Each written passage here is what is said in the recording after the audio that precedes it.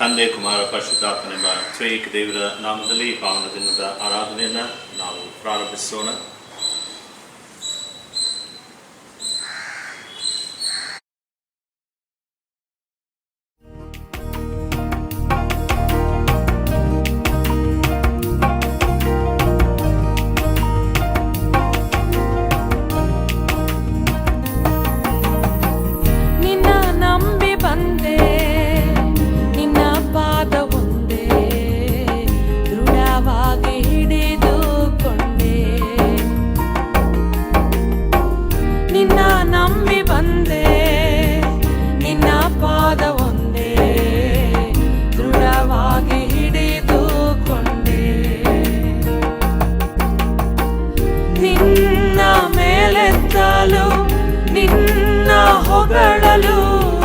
ಮಾತುಗಳು ಸಾಲದಯ್ಯ, ನಿನ್ನ ಮೇಲೆತ್ತಲು ನಿನ್ನ ಹೊಗಳಲು ಮಾತುಗಳು ಸಾಲದಯ್ಯ. ಯೇಸುವೇ ಯೇಸುವೇ ಯೇಸುವೇ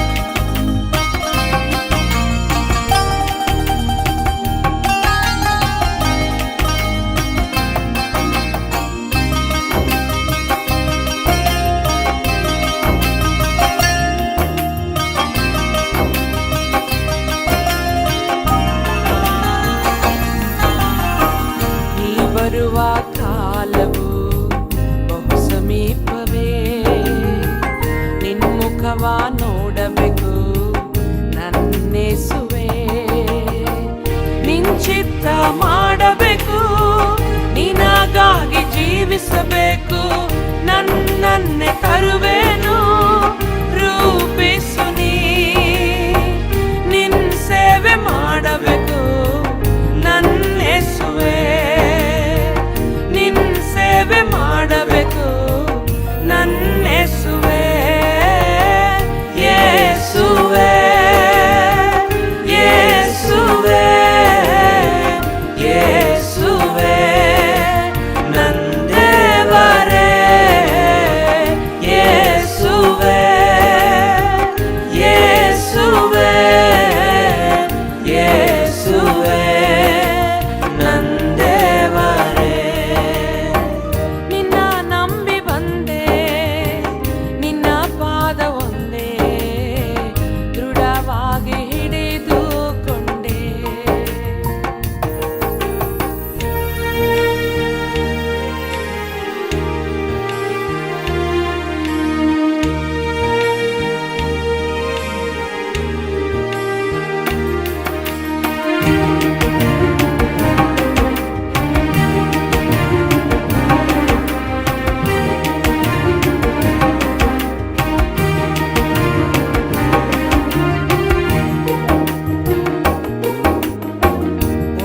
ಹೋದ ಜೀವಿತವ ಮೇಲಕ್ಕೆತ್ತಿದೆ,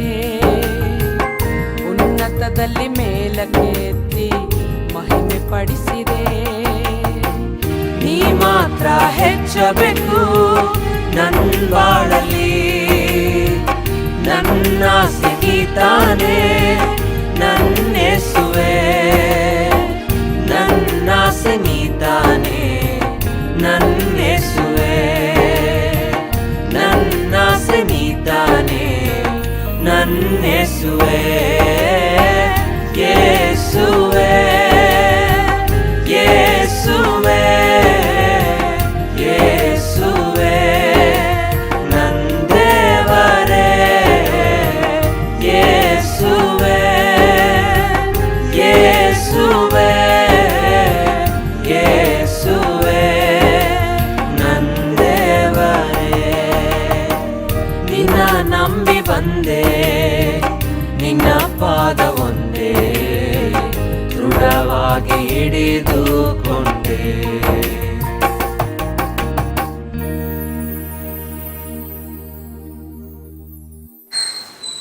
ಬುಧವಾದ ದೇವರ ಆರಾಧನಾ ಕ್ರಮ ಪುಸ್ತಕ ಪುಟ 123 ಮೂರನೇ ವಿಧಾನದ ಮೊದಲನೆಯ ಸ್ತುತಿಯನ್ನು ಅನುಸರಿಸೋಣ.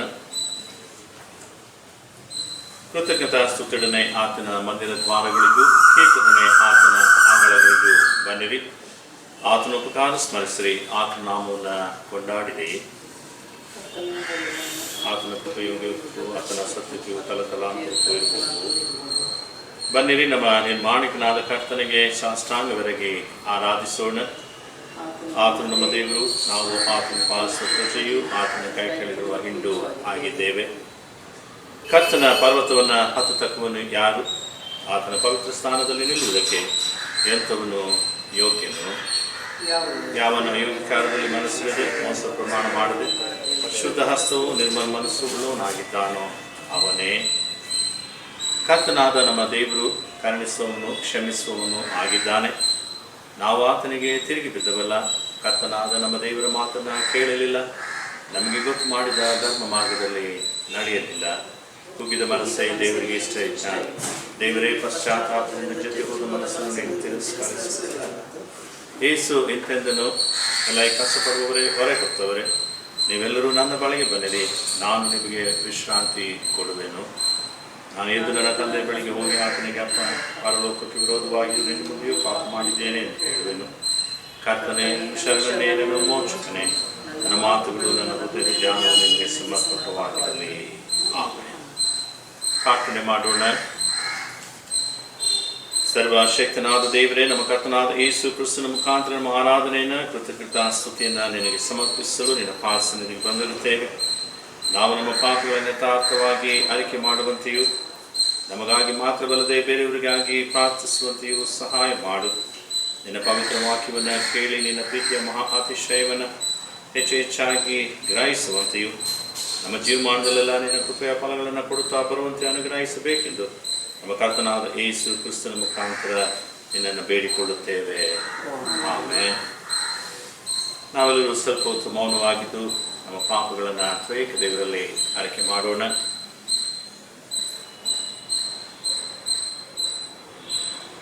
ಎಲ್ಲರೂ ಒಟ್ಟಾಗಿ ಹೇಳೋಣ. ಪ್ರೀತಿ ಸ್ವರೂಪನಾದ ದೇವರೇ, ನನ್ನನ್ನು ಕರುಣಿಸು. ಕರುಣಾನಿಧಿ, ನನ್ನ ರೋಗವನ್ನೆಲ್ಲ ಅಳಿಸಿಬಿಡು. ನನ್ನ ಪಾಪವನ್ನು ಸಂಪೂರ್ಣವಾಗಿ ತೊಳೆದುಬಿಡು. ನನ್ನ ದೋಷವನ್ನು ಪರಿಹರಿಸಿ ನನ್ನನ್ನು. ನಾನು ದ್ರೋಹಿಯಿಂದ ನಾನೇ ಒಪ್ಪಿಕೊಂಡಿದ್ದೇನೆ. ನನ್ನ ಪಾಪ ಯಾವಾಗಲೂ ಇದೆ. ನಿನಗೆ ಕೇವಲ ನಿನಗೆ ತಪ್ಪು ಮಾಡಿದ್ದೇನೆ. ನಿನ್ನ ದೃಷ್ಟಿಗೆ ಕೆಟ್ಟದ್ದಾಗಿರುವುದನ್ನೇ ಮಾಡಿದ್ದೇನೆ. ದೇವರೇ, ನನ್ನಲ್ಲಿ ಶುದ್ಧ ಹೃದಯವನ್ನು ನಿರ್ಮಿಸು. ನನಗೆ ಸೃಷ್ಟಿಯನ್ನು ಅನುಗ್ರಹಿಸಿ ನನ್ನನ್ನು ನೂತನಪಡಿಸು. ನಿನ್ನ ರಕ್ಷಣಾನುಭವವನ್ನು ನಾನು ತಿರುಗಿ ಅನುಭವಿಸುವಂತೆ ಮಾಡು. ನನ್ನಲ್ಲಿ ಸಿದ್ಧ ಮನಸ್ಸನ್ನು ಹುಟ್ಟಿಸಿ ನನಗೆ ಆಧಾರ ಮಾಡು. ಆಮೇಲೆ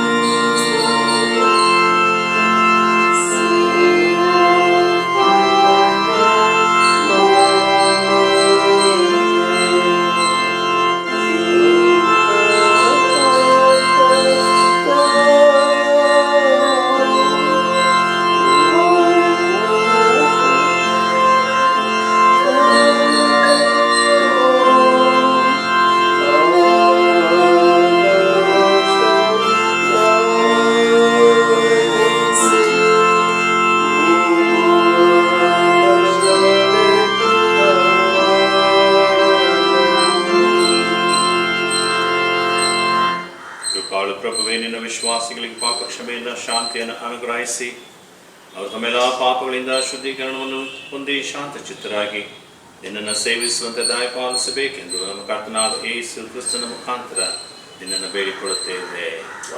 ಆಮೆನ್. ಈ ದಿನಕ್ಕೆ ನೇಮಕವಾದಂಥ ವೇದ ಪಾರಾಯಣವನ್ನು ನಾವು ಓದಿ ಕೇಳೋಣ. ಈ ದಿನದ ಆರಾಧನೆಗಾಗಿ ಉತ್ತರ ಪ್ರತ್ಯುತ್ತರವಾಗಿ ಓದಿಕೊಳ್ಳಲು ಆರಿಸಿಕೊಂಡಿರುವ ಸತ್ಯವೇದ ಭಾಗವು 42ನೇ ದಾವೀದನ ಕೀರ್ತನೆಗಳು 1ರಿಂದ ಪೂರ್ತಿಯಾಗಿ. ಸಭಿಕರು ನನ್ನೊಂದಿಗೆ ಸೇರಿ ಓದಬೇಕಾಗಿ ಕೇಳಿಕೊಳ್ಳುತ್ತೇನೆ. ದೇವರೇ, ಬಾಯಾರಿದ ಜಿಂಕೆಯು ನೀರಿನ ತೊರೆಗಳನ್ನು ಹೇಗೋ ಹಾಗೆಯೇ ನನ್ನ ಮನವು ನಿನ್ನನ್ನು ಬಯಸುತ್ತದೆ. ನನ್ನ ಮನಸ್ಸು ದೇವರಿಗಾಗಿ, ಚೈತನ್ಯ ಸ್ವರೂಪನಾದ ದೇವರಿಗಾಗಿ ಹಾರೈಸುತ್ತದೆ. ನಾನು ಯಾವಾಗ ಹೋಗಿ ದೇವರ ಸನ್ನಿಧಿಯಲ್ಲಿ ಸೇರುವೆನೋ? ನಿನ್ನ ದೇವರು ಎಲ್ಲಿ ಎಂದು ಜನರು ಯಾವಾಗಲೂ ನನ್ನನ್ನು ಗೇಲಿ ಮಾಡುವುದರಿಂದ ಹಗಲಿರಳು ನನಗೆ ಕಣ್ಣೀರೇ ಆಹಾರವಾಯಿತು.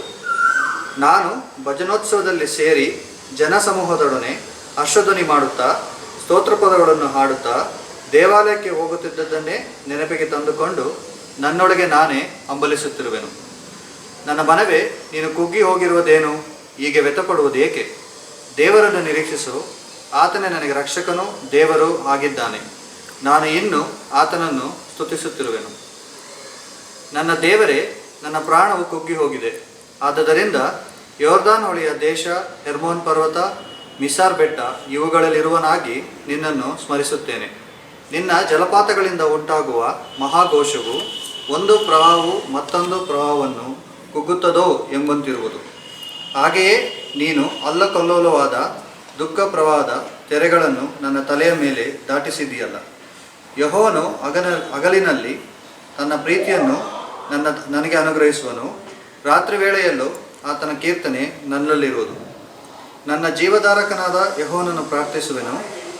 ನಾನು ನನ್ನ ಶರಣನಿಗೆ, ದೇವರೇ, ಯಾಕೆ ನನ್ನನ್ನು ಮರೆತು ಬಿಟ್ಟಿ? ನಾನು ಯಾಕೆ ಶತ್ರುಬಾಧೆಯಿಂದ ದುಃಖಿಸುತ್ತಾ ವಿಕಾರಿಯಾಗಿ ಅಲಿಯಬೇಕು ಎಂದು ಮೊರೆಯಿಡುವೆನು.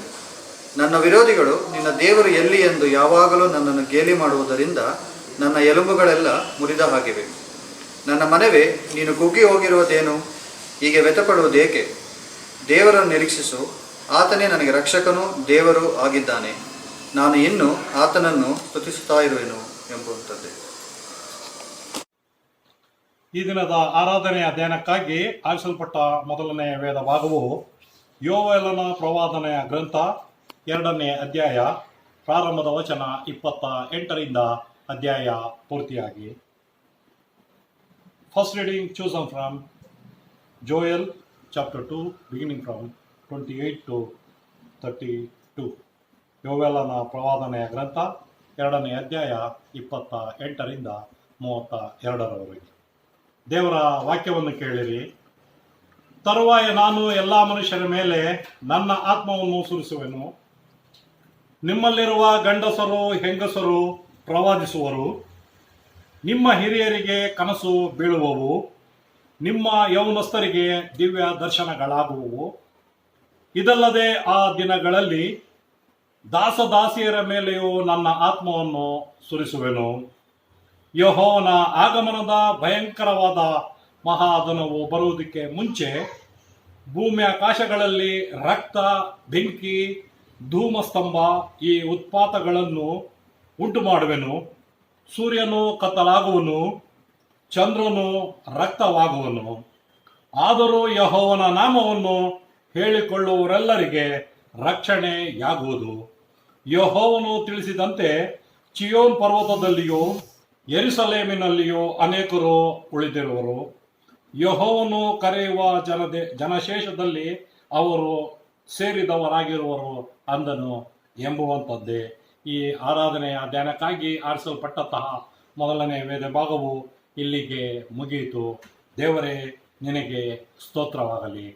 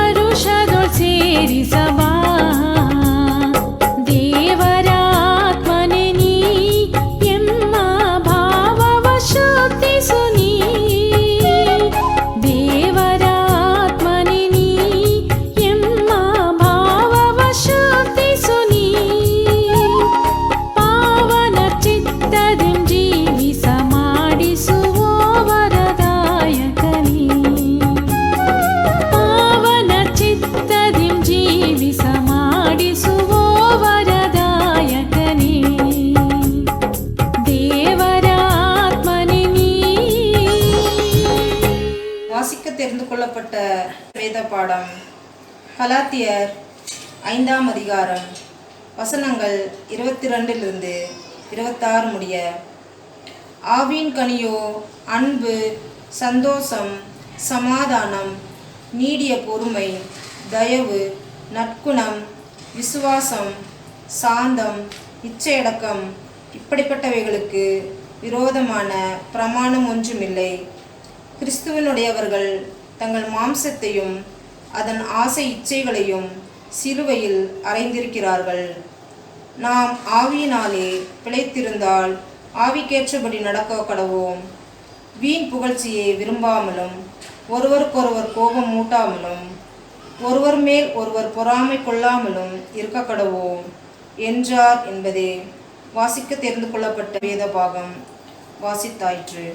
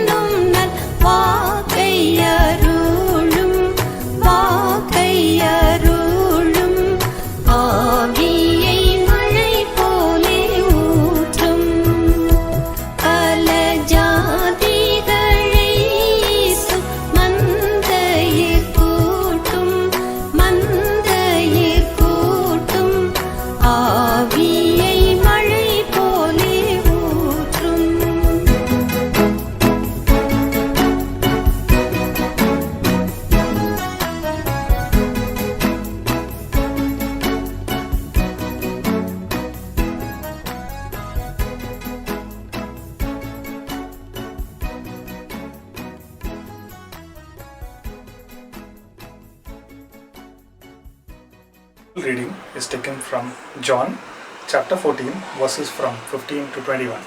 Let's hear the word of God. If you love me, you will obey what I commanded.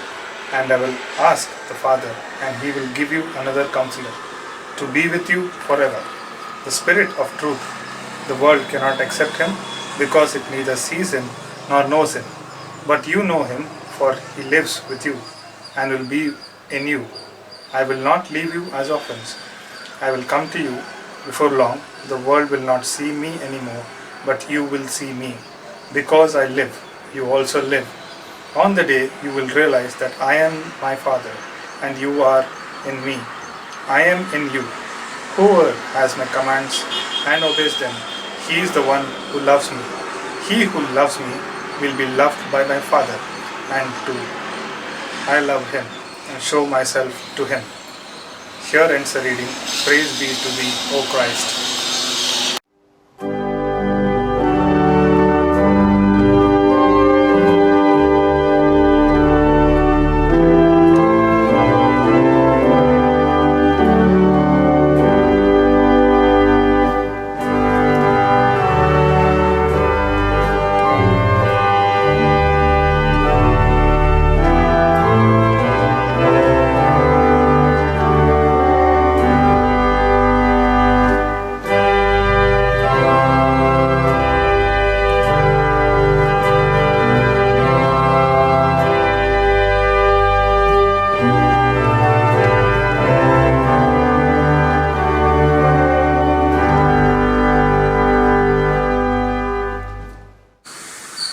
ಈ ಪಾವನ ವಾರದಲ್ಲಿ ನಾವು ಧ್ಯಾನ ಮಾಡುವಂಥ ದೇವರ ವಾಕ್ಯದ ವಿಷಯ promise of the Holy Spirit ಎಂಬುದಾಗಿ. ಕರ್ತನ ಮಕ್ಕಳಾದಂಥ ನಾವು ಎಲ್ಲ ಕಾಲದಲ್ಲಿಯೂ ಆತ್ಮಿಕ ಆಹಾರವನ್ನು ಹೊಂದಿದ ಆತನ ಮಕ್ಕಳಾಗಿ ಲೋಕದಲ್ಲಿರುವಂತಹ ಜನರಿಗೆ ಆತ್ಮಿಕ ಆಹಾರವನ್ನು ಹಂಚುವ ಆತನ ಸಾಧನವಾಗಿ ಇರಬೇಕೇ ಹೊರತು ನಾವೇ ಆತ್ಮಿಕ ಆಹಾರಕ್ಕಾಗಿ ಬಾಯಾರಿದವರಾಗಿ ಇರಬಾರದು. ಯೋವೇಲನ ಪ್ರವಾದನ ಗ್ರಂಥ ಅಧ್ಯಾಯ 2 ವಚನ 28 ನೀವು ಓದುವುದಾದರೆ ಅಲ್ಲಿ ಭಕ್ತನು ಹೀಗೆ ಹೇಳ್ತಾನೆ, ತರುವಾಯ ನಾನು ಎಲ್ಲ ಮನುಷ್ಯರ ಮೇಲೆ ನನ್ನ ಆತ್ಮವನ್ನು ಸುರಿಸುವನು ಎಂಬುದಾಗಿ. ತರುವಾಯ ನಾನು ಎಲ್ಲ ಮನುಷ್ಯರ ಮೇಲೆ ನನ್ನ ಆತ್ಮವನ್ನು ಸುರಿಸುವನು ಎಂಬುದಾಗಿ. ಈ 28ರಿಂದ 32ನೇ ವಚನದವರೆಗೆ ನೀವು ನೋಡುವಾಗ ಅಲ್ಲಿ ನಿಮಗೆ 3 ವಿಷಯಗಳು ಬಹಳ ವಿವರವಾಗಿ ನಮಗೆ ತಿಳಿದುಕೊಳ್ಳುವುದನ್ನು ನಾವು ಗಮನಿಸ್ತೇವೆ.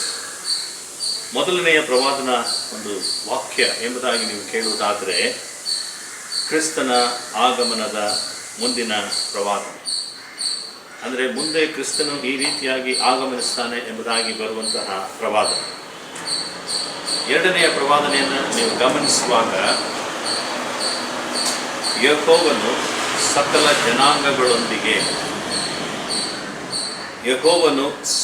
ಜನಾಂಗಗಳೊಂದಿಗೆ ಆಡುವಂತಹ ವ್ಯಾಜ್ಯ. ಮತ್ತು ಮೂರನೇದಾಗಿ ನೀವು ನೋಡುವುದಾದರೆ 1000 ವರ್ಷಗಳು ದೈವಜನರ ಸೌಭಾಗ್ಯ. ಅದು 3ನೇ ಅಧ್ಯಾಯದ ಕಾರ್ಯಗಳಲ್ಲಿ ನಾವು ನೋಡುತ್ತೇವೆ.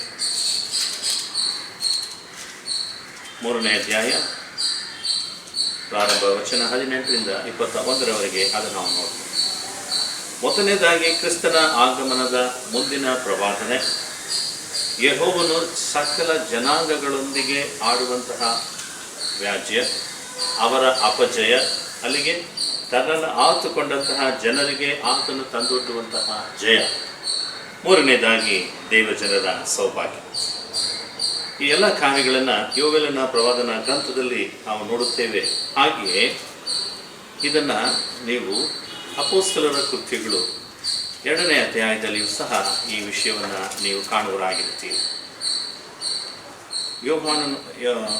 ಅಪೊಸ್ತಲರ ಕೃತ್ಯಗಳು ಅಧ್ಯಾಯ 2 ವಚನ 16ರಿಂದ ನೀವು ನೋಡುವುದಾದರೆ ಇದು ಪ್ರವಾದಿಯಾದಂತಹ ಯೋವೇಲನ ಮೂಲಕವಾಗಿ ಹೇಳಿಸಿದ ಸಂಗತಿ. ಆ ಸಂಗತಿ ಏನು ಎಂಬುದಾಗಿ ನೀವು ಕೇಳುವುದಾದರೆ, ಕಡೇ ದಿನಗಳಲ್ಲಿ ನಾನು ಎಲ್ಲ ಮನುಷ್ಯರ ಮೇಲೆ ನನ್ನ ಆತ್ಮವನ್ನು ಸುರಿಸುವನು. ಎಜ್ಕೇಲನ ಪ್ರವಾದನ ಗ್ರಂಥ 39:29 ಇದನ್ನು ನೀವು ಕಾಣ್ತೀರಿ. ಹಾಗೆಯೇ ನಿಮ್ಮಲ್ಲಿರುವ ಗಂಡಸರು ಹೆಂಗಸರು ಪ್ರವಾದಿಸುವರು, ನಿಮ್ಮ ಯೌವನಸ್ಥರಿಗೆ ದಿವ್ಯ ದರ್ಶನಗಳಾಗುವು, ನಿಮ್ಮ ಹಿರಿಯರಿಗೆ ಕನಸುಗಳು ಬೀರುವು. ಇದಲ್ಲದೆ ಆ ದಿನಗಳಲ್ಲಿ ನನ್ನ ದಾಸಿಯರ ಮೇಲೆಯೂ ಸಹ ನನ್ನ ಆತ್ಮವನ್ನು ಸುರಿಸುವನು, ಅವರೂ ಸಹ ಪ್ರವಾದಿಸುವರು ಎಂಬುದಾಗಿ ಅಲ್ಲಿ ಬರೆದಿರುವುದನ್ನು ನಾವು ಕಾಣ್ತೇವೆ. ಹಾಗಿರುವುದಾದರೆ ಕರ್ತನಲ್ಲಿ ಪ್ರೀತಿಯುಳ್ಳ ನನ್ನ ಪ್ರಿಯ ದೇವಜನವೇ, ದೇವರು ತನ್ನ ಆತ್ಮವನ್ನು ಮನುಷ್ಯರಿಗೆ ಕೊಡುವಂಥದ್ದು ರೂಹ ಎಂಬುದಾಗಿ ನಾವು ನೋಡ್ತೇವೆ. ದೇವರ ಆತ್ಮ ಮಾನವರಾದಂಥ ನಮ್ಮ ಮೇಲೆ ಇಳಿದು ಬರುವಂಥದ್ದು ದೇವರು ನಮಗೆ ಕೊಡುವಂಥ ಆತನ ದೈವಿಕ ಶಕ್ತಿ. ಅದನ್ನೇ ಆದಿಕಾಂಡ 1ನೇ ಅಧ್ಯಾಯದ 2ನೇ ವಚನದಲ್ಲಿ ದೇವರ ಆತ್ಮ ಎಂಬುದಾಗಿ ನಾವು ಗಮನಿಸ್ತೇವೆ. ನನ್ನ ಆತ್ಮವನ್ನು ಎಲ್ಲ ಮನುಷ್ಯರ ಮೇಲೆ ನಾನು ಸುರಿಸಿದಾಗ ಆ ಮನುಷ್ಯ ಎಂಬುವನು ಏನನ್ನು ಮಾಡಬೇಕು, ಯಾವುದನ್ನು ದೇವರು ನನ್ನಿಂದ ನಿಮ್ಮಿಂದ ಈಗ ಅಪೇಕ್ಷಿಸುತ್ತಾ ಇದ್ದಾರೆ ಎಂಬುದನ್ನು ನಾವು ಸ್ವಲ್ಪ ಹೊತ್ತು ಗಮನಿಸೋಣ.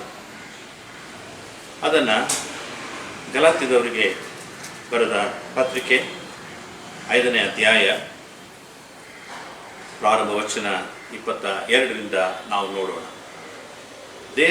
ದೇವರಾತ್ಮನಿಂದ ಉಂಟಾಗುವ ಫಲವೇನೆಂದರೆ, ಅಂದರೆ ನಾನು ದೇವರ ಆತ್ಮವನ್ನು ಹೊಂದಿಕೊಂಡಂತಹ ದೇವ ಜನವಾಗಿ ಲೋಕದಲ್ಲಿ ನಾನು ಜೀವಿಸುವಾಗ ಆ ದೈವಿಕ ಪ್ರೀತಿ, ದೇವರಿಂದ ಬಂದಂತಹ ಸಂತೋಷ, ಕರ್ತನು ನನಗೆ ಕೊಟ್ಟಂತಹ ಸಮಾಧಾನ, ದೀರ್ಘಶಾಂತಿ, ದಯೆ, ಉಪಕಾರ, ನಂಬಿಕೆ, ಸಾಧುತ್ವ, ಶ್ರಮೆತನ ಇವುಗಳನ್ನು ನನ್ನ ಜೀವಿತದಲ್ಲಿ ಒಂದು ವಿಶ್ವಾಸಿಯಾಗಿ, ಒಬ್ಬ ದೇವ ಸೇವಕನಾಗಿ, ದೇವ ಸೇವಕಿಯಾಗಿ, ದೇವರ ಮಗನಾಗಿ, ದೇವರ ಮಗಳಾಗಿ ನಾನು ನೀವು ಪ್ರತಿಬಿಂಬಿಸುವುದು ದೇವರು ನನ್ನಿಂದ ನಿಮ್ಮಿಂದ ಅಪೇಕ್ಷಿಸುವನಾಗಿದ್ದಾನೆ.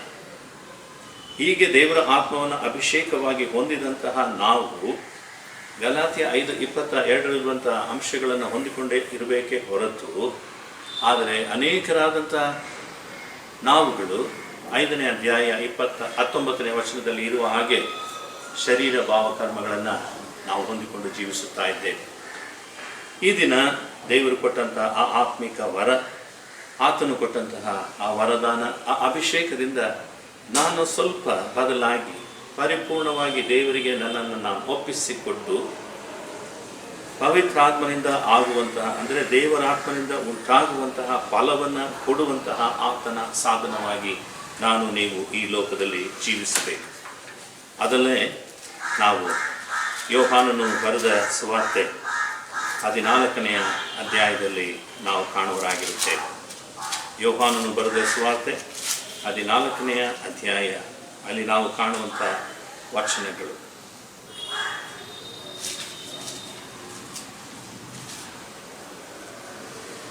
ಯೋಹಾನನು ಬರೆದ ಸುವಾರ್ತೆ ಅಧ್ಯಾಯ 14 ವಚನ 15 ನಾವು ಓದಿಕೊಳ್ಳೋಣ.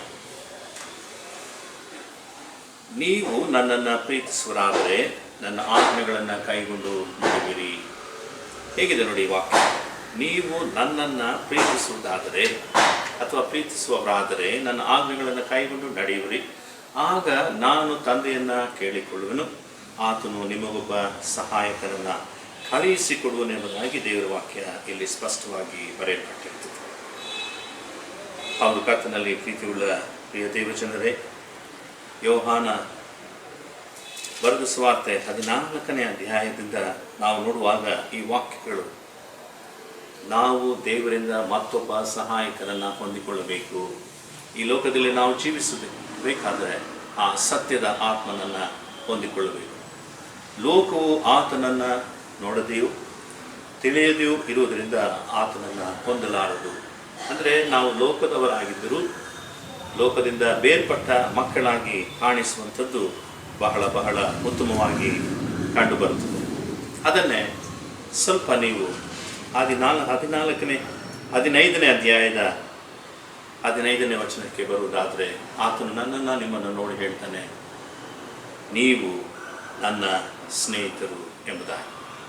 ಈಗ ಕರ್ತನು ನನ್ನನ್ನು ನಿಮ್ಮನ್ನು ಉದ್ದೇಶಿಸಿ ನೀನು ನನ್ನನ್ನು ಸ್ನೇಹಿತರು ಎಂಬುದಾಗಿಯೂ, ಹಾಗೆ 16ನೇ ವಚನಕ್ಕೆ ನೀವು ಬರುವುದಾದರೆ ಆತನು ಹೇಳ್ತಾನೆ, ನೀವು ನನ್ನನ್ನು ಆರಿಸಿ ತೆಗೆದುಕೊಂಡಿಲ್ಲ, ಆದರೆ ನಾನು ನಿಮ್ಮನ್ನು ಆರಿಸಿ ತೆಗೆದುಕೊಂಡನು. ಸೊ ಆ ಒಂದು ಆಯ್ಕೆಯಲ್ಲಿ ದೇವರು ನನ್ನಿಂದ ನಿಮ್ಮಿಂದ ಒಂದು ಕಾರ್ಯವನ್ನು ಆತನು ಅಪೇಕ್ಷಿಸುತ್ತಾನಾಗಿದ್ದಾನೆ. ಹೇಗೆ ಫಲ ಕೊಡುವರಾಗಬೇಕೆಂಬುದಾಗಿ ನಾವು ಹಿಂದೆ ಓದಿದ್ದೀವೋ ಹಾಗೆಯೇ ನಾವು ಕೊಡುವಂತಹ ಫಲ ನಿಲ್ಲುವಂಥದ್ದಾಗಿರಬೇಕು. ಅದಕ್ಕೆ ದೇವರು ನನ್ನನ್ನು ನಿಮ್ಮನ್ನು ನೇಮಿಸಿದ್ದಾನೆ.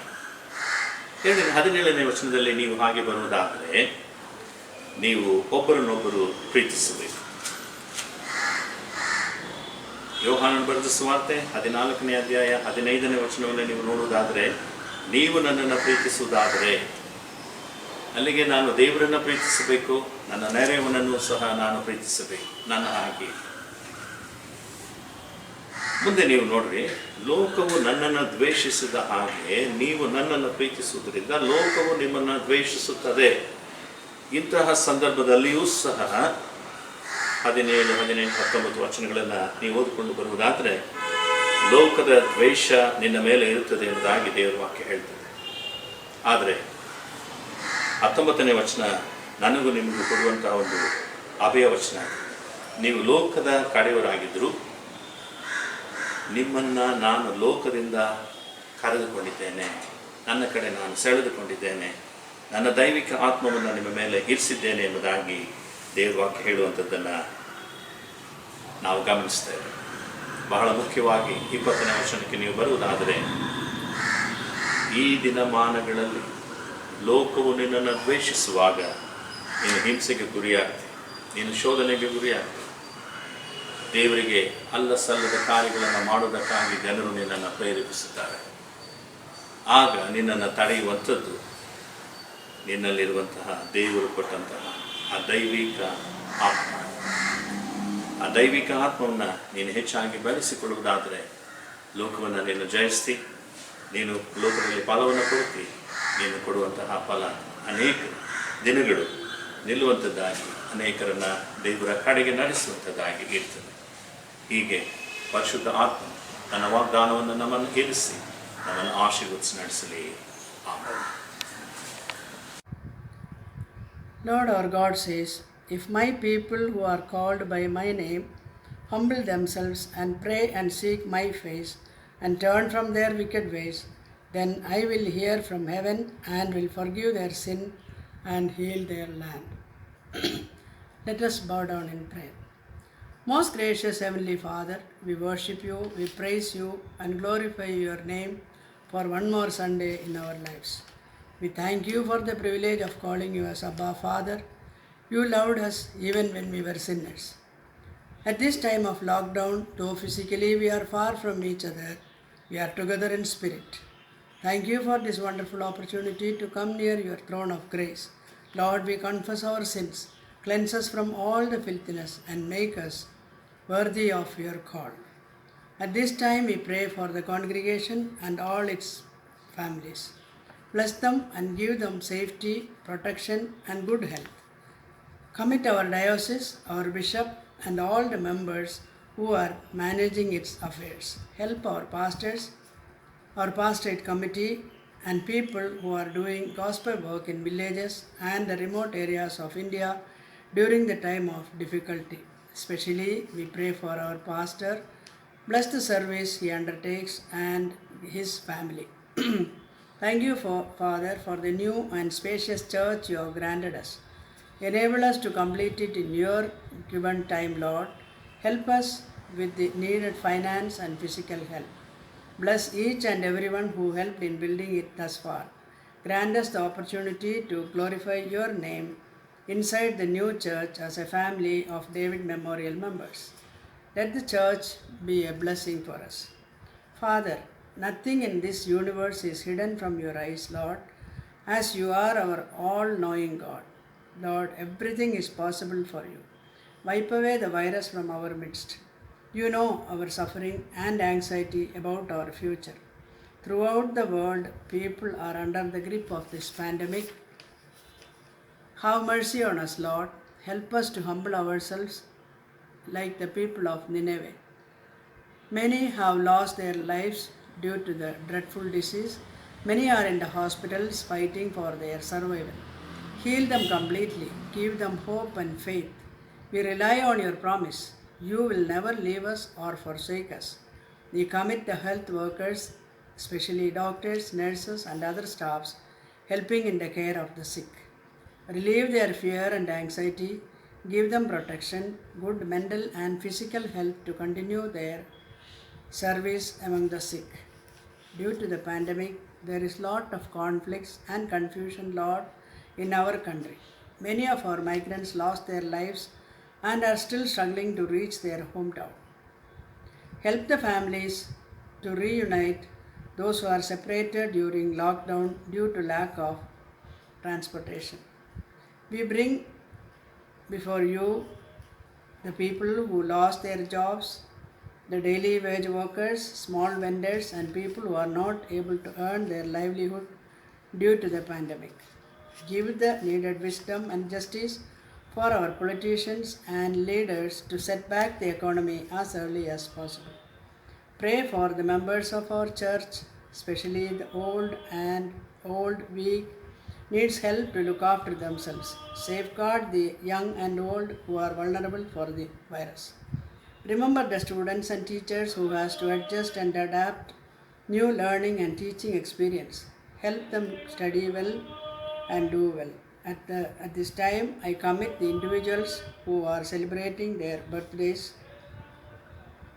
Thank you for giving another year filled with hope in you, Lord. Bless them in the years ahead. Commit the couples who are having their marriage anniversaries. Let them continue to love and cherish each other to glorify you as family. Once again, I commit our church, that all the church members, into thy precious hands. We pray all this in the matchless name of Lord and Savior Jesus Christ. Amen. ನಾವೆಲ್ಲವರೊಟ್ಟಾಗಿ ಅಪೊಸ್ತಲರ ವಿಶ್ವಾಸ ಸೂತ್ರವನ್ನು ಅರಿಕೆ ಮಾಡೋಣ. ಪರಲೋಕ ಭೂಲೋಕಗಳನ್ನು ಸೃಷ್ಟಿಸಿದ ಸರ್ವಶಕ್ತನಾಗಿರುವ ತಂದೆಯ ದೇವರು ನಂಬುತ್ತೇನೆ. ಆತನ ಏಕಕುಮಾರನಾಗಿರುವ ನಮ್ಮ ಪ್ರಭುವಾದ ಯೇಸು ಕ್ರಿಸ್ತನ ನಂಬುತ್ತೇನೆ. ಈತನ ಪರಿಶುದ್ಧ ಆತ್ಮನಿಂದ ಕನ್ಯಾಮರಿಯಿಂದ ಹುಟ್ಟಿಸಲ್ಪಟ್ಟು ಆಕೆಯಲ್ಲಿ ಹುಟ್ಟಿ ಒಂದು ಶ್ರಮ ಹೊಂದಿ ಶಿಲ್ಬೆಗೆ ಜಡಿಯಲ್ಪಟ್ಟು ಸತ್ತು ಹೂಣಲ್ಪಟ್ಟು ಪಾತಾಳಕ್ಕೆ ಇಳಿದು ಮೂರನೇ ದಿವಸದಲ್ಲಿ ಸತ್ತೋಗಿ ಮತ್ತು ಪರಲೋಕಕ್ಕೆ ಏರಿದ ಸರ್ವಶಕ್ತನಾಗಿರುವ ತಂದೆಯ ದೇವರ ಪಾರ್ಶ್ವದಲ್ಲಿ ಕುಳಿತುಕೊಂಡಿರುತ್ತಾನೆ. ಈತನಲ್ಲಿಂದ ಬಂದು ಬದುಕಿರುವುದು ಸತ್ತೋರ್ಗೂ ನ್ಯಾಯ ತೀರಿಸಲು ನಂಬುತ್ತೇನೆ. ನಾನು ಪರಿಶುದ್ಧಾತ್ಮ ನಂಬುತ್ತೇನೆ. ಒಂದೇ ಪರಿಶುದ್ಧ ಕ್ರೈಸ್ತ ಸತ್ಯಗಳು ಭಕ್ತರ ಅನೇಕ ಪಾಪದ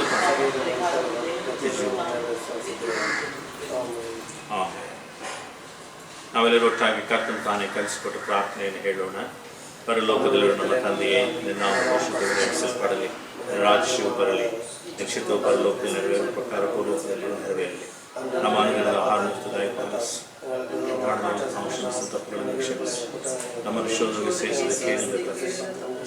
ರಾಜ್ಯವು ಬರುವ ಮಹಿಮೆ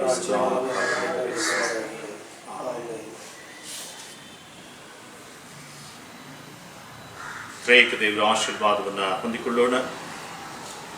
ಶಾಶ್ವತ ಲೋಕದಲ್ಲಿ ನಿತ್ಯ ನಿವಾಸಿಯಾಗಿರುವಂತಹ ತಂದೆ ದೇವರ ಪ್ರೀತಿ, ನಮ್ಮೆಲ್ಲರ ಕುಟುಂಬಗಳ ಒಡೆಯನಾದಂತಹ ಯೇಸು ಕ್ರಿಸ್ತನ ಕರುಣೆ ಮತ್ತು ಸದಾಕಾಲ ನಮ್ಮ ಸಂಗಡವಿದ್ದು ಪರಿಶುದ್ಧ ಆತ್ಮನ ಸಹವಾಸದೊಂದಿಗೆ ನಮ್ಮನ್ನು ಆಶೀರ್ವದಿಸಿ ನಡೆಸುತ್ತಾ ಇರುವಂತಹ ಪರಿಶುದ್ಧ ಆತ್ಮ ಸಹವಾಸ ನಡೆಸಲಿಕ್ಕೆ ಕೃಪೆ ನಿಮ್ಮೆಲ್ಲರ ಸಂಗಡ, ನಿಮ್ಮ ಪ್ರಯತ್ನಗಳ ಸಂಗಡ ನಿಮ್ಮನ್ನು ಬಲಪಡಿಸಿ ಆತನ ನಾಮದ ಮಹಿಮೆಗೆಂದೇ ಕಾದು ನಡೆಸುವಂತಾಗಲಿ.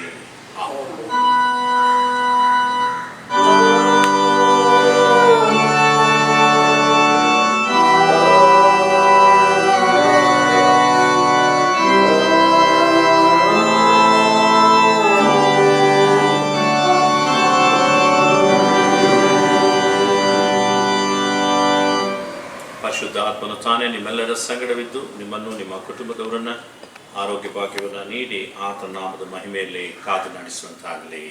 ಆಮೆನ್.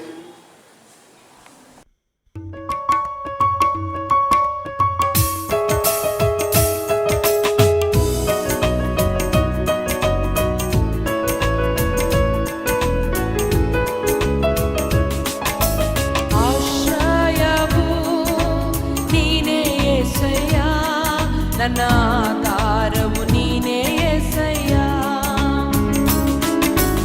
ಆಶ್ರಯವು ನೀನೇ యేసయ్య, ನನ್ನ ಆಧಾರವು ನೀನೇ యేసయ్య. ನಿನ್ನಿಂದಾಗದ ಕಾರ್ಯವು ಒಂದು ಇಲ್ಲ, ನಿನ್ನಿಂದೆಲ್ಲವೂ ಸಾಧ್ಯವಯ್ಯ. ನಿನ್ನಿಂದಾಗದ ಕಾರ್ಯ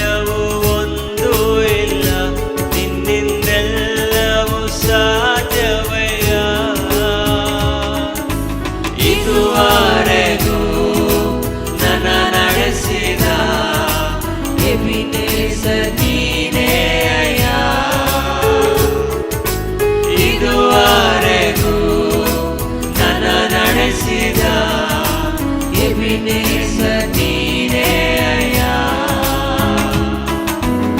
ಆರಾಧನೆ ಆರಾಧನೆ ಆರಾಧನೆ ಆರಾಧನೆ ಆರಾಧನೆ ಆರಾಧನೆ ಕಷ್ಟದ ದಿನದಿ ನನ್ನಯ ಜೊತೆಗಾರನೇ ನನ್ನ ಕಣ್ಣೀರಿನ ಸಮಯದಲ್ಲಿ ಕಷ್ಟದ ದಿನದಿ ನನ್ನಯ ಜೊತೆಗಾರರೇ ನನ್ನ ಕಣ್ಣೀರಿನ ಸಮಯದಲ್ಲಿ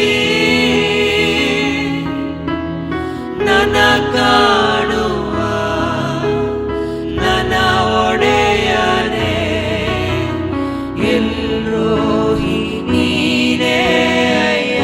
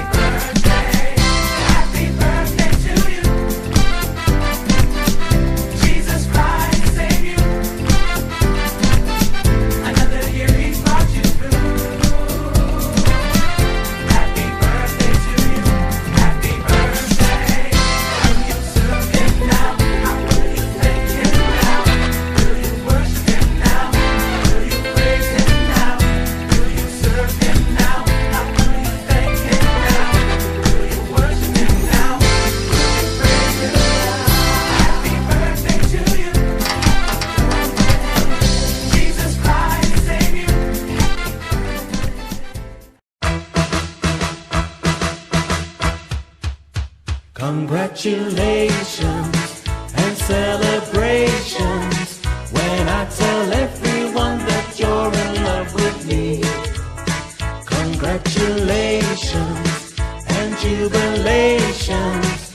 I want the world to know I'm happy as can be. Who would believe that I could be happy and contented? I used to think that happiness hadn't been invented, but that was in the bad old days before I met you. When I let you walk into my heart. Congratulations and celebrations.